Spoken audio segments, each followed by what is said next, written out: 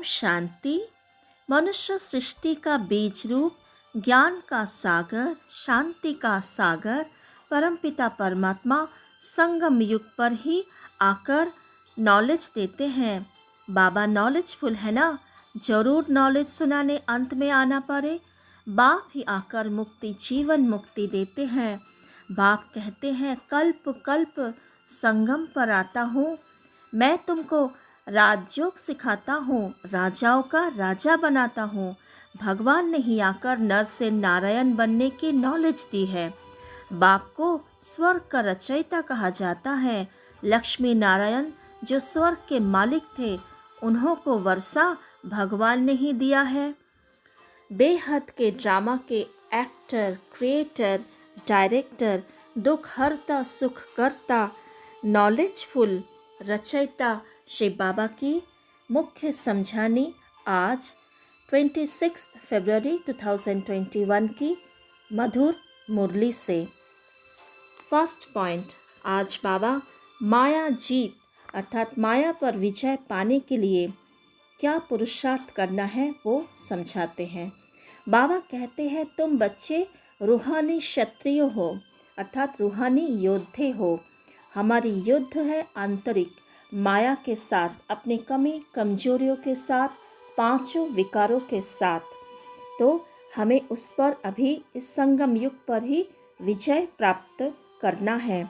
बाहर तो लोग युद्ध करते हैं बाहुबल से, मल्ल युद्ध करते हैं, उस पर भी विजय पाते हैं, लेकिन हमारा युद्ध है आंतरिक। बाहर किसी के साथ हमारा कोई दुश्मनी नहीं, हमारा दुश्मन ही है हमारा कमी कमजोरी, पांच विकार। तो इसके लिए हमें क्या पुरुषार्थ करना चाहिए। बाबा कहते हैं तुम सदा श्रीमत पर चलते रहो, आत्म अभिमानी बन बाप को याद करो, रोज सवेरे सवेरे उठ याद में रहने का अभ्यास डालो। पुरुषार्थ करना है, निराली नॉलेज लेनी है, सर्विस करना है, भाषण करना है, बाप का संदेश देना है, बेहद के बाप को याद करना है, भारत को स्वर्ग बनाना है। तो इसी तरह हम माया पर विजय पालेंगे। याद की मीठी युक्ति माया जीत बना देगी। तो हम आज पूरा दिन भिन्न भिन्न रीति से परमात्मा को, शिव बाबा को, प्यारे ते प्यारे मीठा बाबा को याद करेंगे। कभी रूहानी ड्रिल करके, कभी बाबा से रूह रिहान करके, कभी खुदा दोस्त को अपने घर में आह्वान करके, कभी उनके साथ मिलन मनाते हुए फरिश्ता रूप में, कभी परम धाम का सैर करते हुए, कभी अशरीरी स्थिति का अनुभव करते हुए हम बार बार बाबा को भिन्न भिन्न युक्ति से याद करेंगे। सेकंड पॉइंट, आज के मुरली से बाबा आत्मा और परमात्मा का परिचय दे रहे हैं। बाबा कहते हैं सब आत्माएं जो वहाँ रहती हैं सब पाठधारी हैं, परंतु नंबरवार सबको पाठ मिला हुआ है। हर एक का अलग अलग पाठ है ना। नाटक में ये बेहद का नाटक है और इस नाटक में सबका पाठ अलग अलग है। हर एक आत्मा में, रूह में अविनाशी पाठ नुधा हुआ है।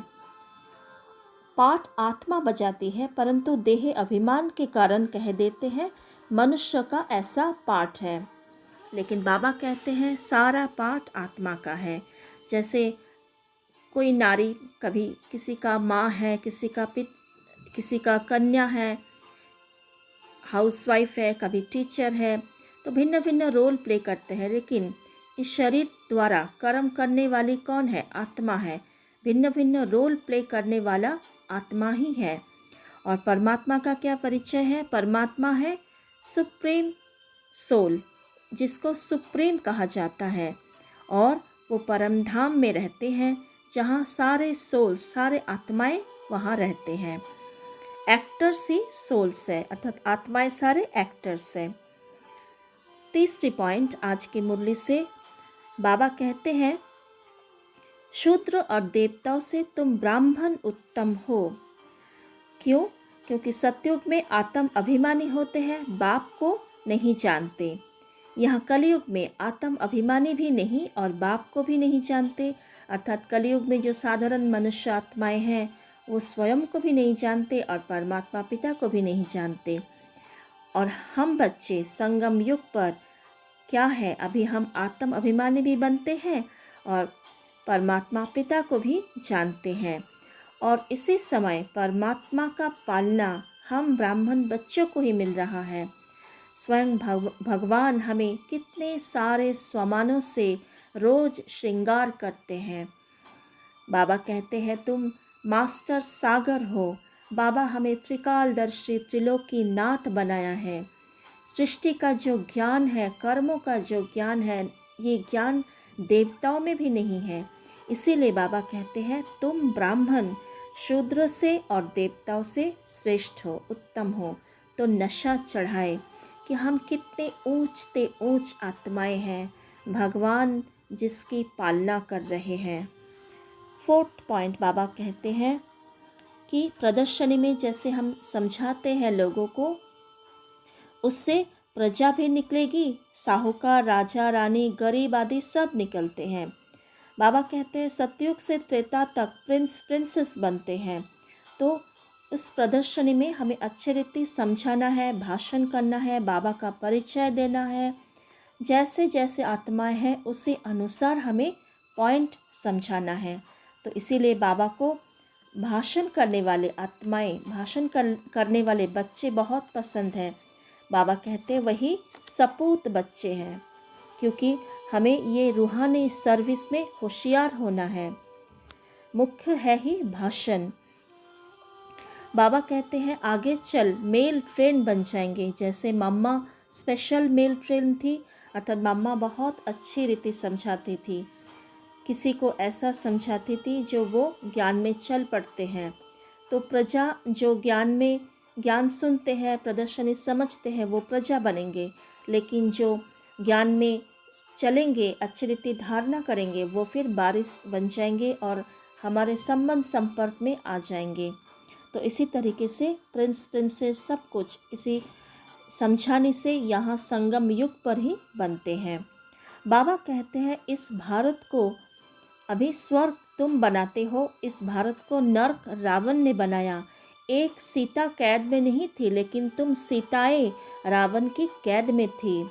बाकी शास्त्र में सब दंत कथाएं हैं, अर्थात हम आत्माएं, हम ब्राह्मण बच्चे जब बाबा के बने, अर्थात परमात्मा राम बनकर हम बच्चों को, हम सीताओं को रावण की जेल से छुड़ा दिया, दुखों से मुक्त करा दिया। अभी हमारा कर्तव्य है और आत्माओं को भी रावण की जेल से छुड़ाए। 5th पॉइंट आज के मुरली से बाबा झाड़ के बारे में कहते हैं यह मनुष्य सृष्टि का उल्टा झाड़ है। यह वैरायटी धर्मों की मनुष्य सृष्टि है। इसको कहा जाता है विराट लीला। कहावत है कि फलाने ने धर्म स्थापक पैगंबर को भेजा। तो बाबा कहते हैं वहाँ से अर्थात परमधाम से किसी को ऐसे नहीं भेजा जाता। सभी ड्रामा अनुसार ही होना है। सभी का पार्ट, सभी धर्म स्थापक, उनके फॉलोअर्स का पार्ट ड्रामा में फिक्स है। ये चेंज नहीं हो सकता। ये कल्प कल्प रिपीट होता है और ड्रामा अनुसार ही रिपीट होता है। और इस समय परमात्मा का भी पाठ चल रहा है धर्म स्थापन करने की, क्योंकि परमात्मा आकर एक तो आदि सनातन देवी देवता धर्म स्थापन करते हैं, राजधानी स्थापन करते हैं, विष्णु घराना भी स्थापन करते हैं। 6th पॉइंट, ब्रह्मा को कहा जाता है ग्रेट ग्रेट ग्रैंडफादर।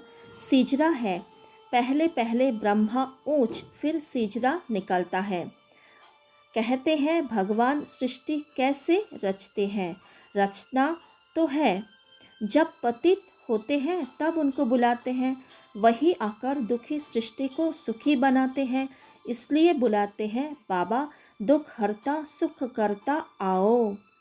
और नाम रखा है हरिद्वार। हरिद्वार की बात भी बाबा आज स्पष्ट कर रहा है। हरिद्वार माना हरि के द्वार। हरि कौन है? शिव बाबा। और जो पानी की गंगा जिसको पतित पावन कहते हैं, पतित पावन वास्तव में है शिव बाबा। और बाबा की जो घर है, हर एक सेंटर्स जहाँ से ज्ञान अमृत बहते हैं, वो सारे हरि का द्वार है। सभी ब्रह्मा कुमार कुमारियाँ ज्ञान गंगाएं हैं। तो ये हरि का द्वार शिव बाबा है। तो हमें अभी इस समय ब्रह्मा को जो ग्रेट ग्रेट ग्रैंडफादर है उस द्वारा बाबा ने हम ब्राह्मण को रचे हैं। फिर बाबा आज 7 पॉइंट माला के बारे में समझा रहे हैं। सभी आत्माएं, विश्व के सभी आत्माएं हैं रुद्र माला में आएंगे और विष्णु की जो माला है, जो उसमें विष्णु की गले का हार, वही फिर विष्णुपुरी में राज्य करते हैं। बाबा कहते हैं बाप की गद्दी थोड़ी ऊंची है, फूल है ऊपर में, फिर युगल दाना उससे नीचे। फिर रुद्रमाला कहते हैं, रुद्रमाला सो विष्णु की माला, अर्थात सबसे ऊपर परमात्मा है। उसके बाद है 2 आत्माएं ब्रह्मा सरस्वती। उसके बाद है नंबरवार पुरुषार्थ अनुसार 108 रतन। उसके बाद है 16,108। इस तरीके से माला बनते हैं। फिर सतयुग में 9 लाख 10 लाख आत्माएं आएगी, वो भी विष्णु की माला विष्णुपुरी में आएंगे। तो यही है माला की रहस्य, जो भक्ति मार्ग में भक्त आत्माएं माला फेरते हैं। और भक्त माला भी होते हैं। भक्त माला में मुख्य है मीरा और मेल में नारद, फीमेल में मीरा और मेल में नारद। नारद का भी गायन है भक्तमाला में। और ब्राह्मणों को कोई माला नहीं बनते, क्योंकि ब्राह्मण सभी पुरुषार्थी हैं। आज अच्छे रीति पुरुषार्थ करके माला में नंबर लेते हैं, लेकिन फिर कल अगर चले जाते हैं या पुरुषार्थ में ढीले पड़ जाते हैं तो उसका पोजीशन कम हो जाते हैं। इसीलिए ब्राह्मणों का कोई माला नहीं बनता है और ब्राह्मणों का गायन है, पूजन भी नहीं होता। आज का वरदान, सदा देह अभिमान व देह की बदबू से दूर रहने वाले इंद्रप्रस्थ निवासी भव।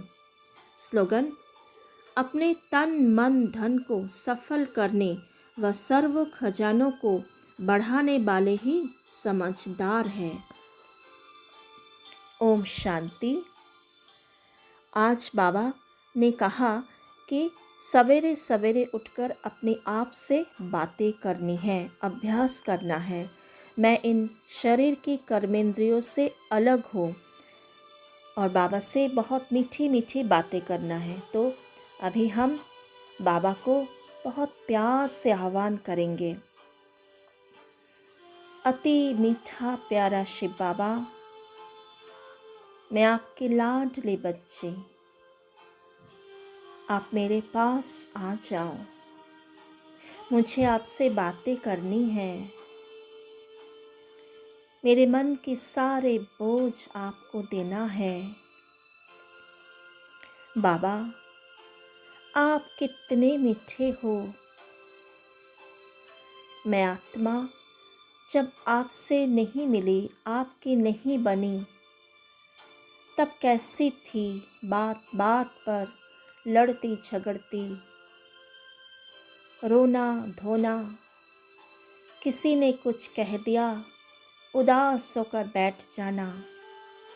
लेकिन आपकी एक एक मीठी शिक्षाएं, जीवन की हर परिस्थिति में आपने जिस तरह से मुझे रूहानी निराली नॉलेज दी है, एक एक ज्ञान को समझते हुए मैं आत्मा अभी कितनी बदल गई हूँ। अभी मुझे पता चल गया है इस ड्रामा की हर एक आत्मा का पाठ के बारे में। आपने मुझे कितनी सहन शक्ति से भरपूर कर दिया। कोई कैसे भी व्यवहार करे, मैं आत्मा सदा खुश रहती हूँ। कोई दुख देते हैं तो मैं आपके पास पहुँचकर आपको सारी बातें सुनाकर हल्के हो जाती हूँ। मुझे आपने कितनी बेहद की प्राप्ति करा दी। इस जन्म तो क्या, अगले 21 जन्म तक मैं सदा सुखी रहूंगी। रोज अमृत वेले आपसे बातें कर, आपसे वरदानों से भरपूर करती हूँ। एक एक वरदान मेरे जीवन को बहुत अमूल्य बना रहे हैं।